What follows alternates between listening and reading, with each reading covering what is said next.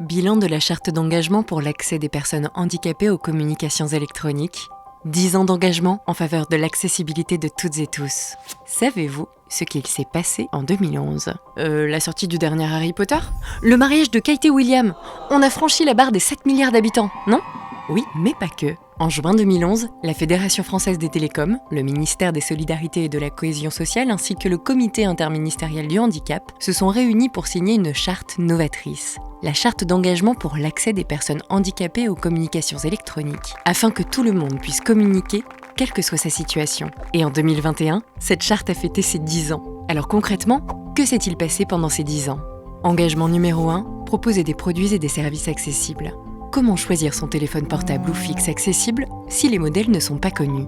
En 2011, grâce aux opérateurs, nous avions identifié 44 modèles de terminaux mobiles et 10 modèles de téléphones fixes. En 2021, ce sont 69 téléphones mobiles et 7 modèles de téléphones fixes qui ont été recensés. Et ça ne s'arrête pas là. Nous sommes fiers de voir que d'autres acteurs, comme les concepteurs de téléphones et applications, se mobilisent aussi en faveur de l'accessibilité. Une application de téléphonie adaptée est désormais systématiquement proposée. L'audiodescription et les sous-titres des chaînes de télévision sont assurés grâce à des décodeurs TV compatibles. L'accessibilité par défaut des moyens de communication est en train de devenir une norme. Engagement numéro 2, informer le grand public des offres accessibles. Comme nos sites et nos applications sont de plus en plus accessibles, nous remarquons que nous recevons de moins en moins de demandes de communication liées à ces questions. 21 637 supports de communication ont été édités en 2021, contre 68 213 en 2011. L'information s'adapte aux besoins de chacun, et les utilisateurs commencent enfin à accéder à une équité réelle de traitement.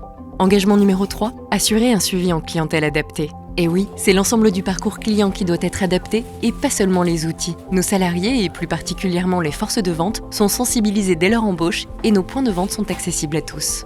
Nous proposons aussi des factures adaptées en braille ou caractère agrandi. 22 970 factures ont été éditées en 2021, soit 50% de plus qu'en 2012.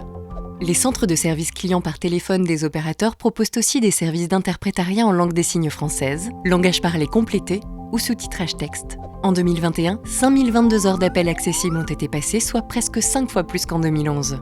Engagement numéro 4, s'inscrire durablement dans une démarche de progrès. Pour poursuivre cette belle dynamique, nous encourageons la collaboration et l'innovation. Par exemple, le prix Télécom Innovation 2016 avait récompensé la start-up française Roger Voice qui sous-titre les appels téléphoniques pour faciliter la communication des personnes sourdes et malentendantes. En mettant leurs forces en commun avec le centre relais téléphonique, les opérateurs ont déployé ce service auprès de leurs utilisateurs. Résultat, plus de 240 000 appels passés en 2021, soit 60% de plus qu'en 2020. En réponse à ce succès, le service a été étendu aux personnes sourdes aveugles utilisatrices d'une plage braille, une première sur un téléphone mobile. Grâce à cette charte, l'accessibilité des moyens de communication n'est plus une exception, mais devient la norme, afin que chacun puisse communiquer de manière équitable, quelle que soit sa situation. Pour les 10 prochaines années, nous entendons bien poursuivre nos efforts aux côtés de l'industrie du numérique pour une société toujours plus accessible et inclusive.